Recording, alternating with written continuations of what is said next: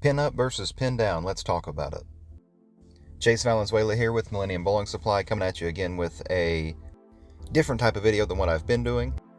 We're going to get into some of the pro shop side of things a little bit here with a pin up versus pin down video of the brand new 900 Global Altered Reality. Now before we start throwing shots, these balls do have the same pin to PAP and mass bias to PAP. The pin up layout is 4 3/4 by 4 3/4 by 1.5.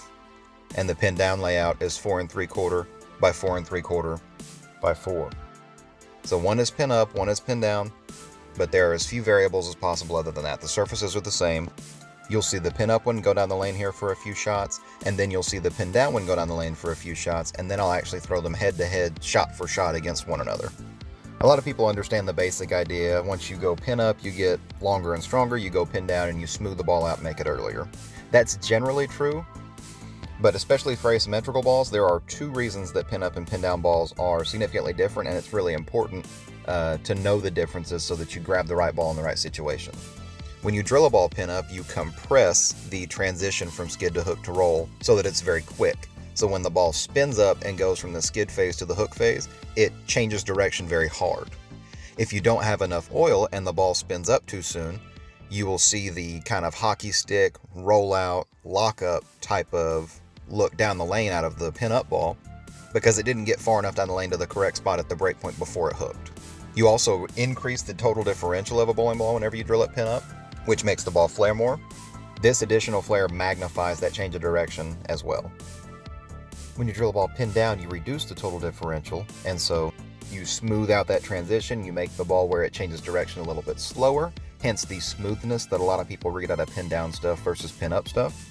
But this means if you don't have a lot of axis tilt or a lot of axis rotation to create that continuation and counteract that hockey stick shape that you're going to get out of the pin up ball where it sort of hooks and then locks up, the pin down stuff is going to tend to keep going and not spin up and hook stop quite as much.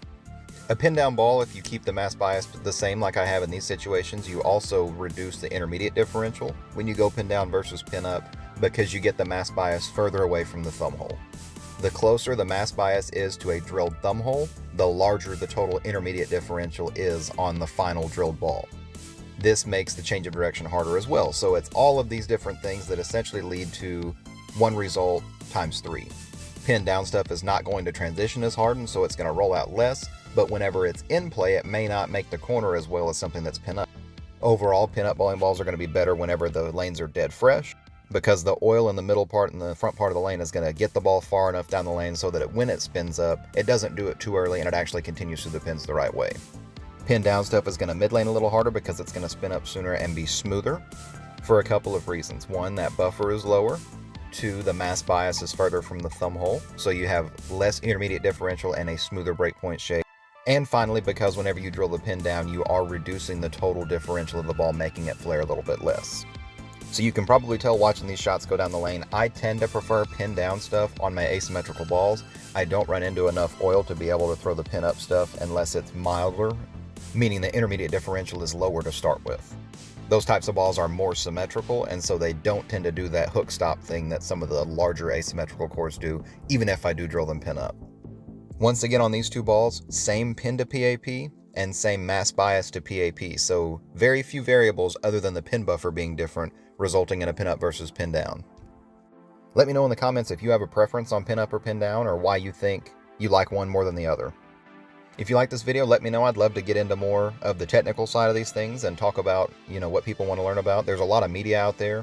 Storm has a lot out on the vector layout system that explains a lot of these things that I've talked about today in a lot more detail. But I wanted to sort of give a comprehensive 50,000 foot view of generally why you may see pin down versus pin up balls being different.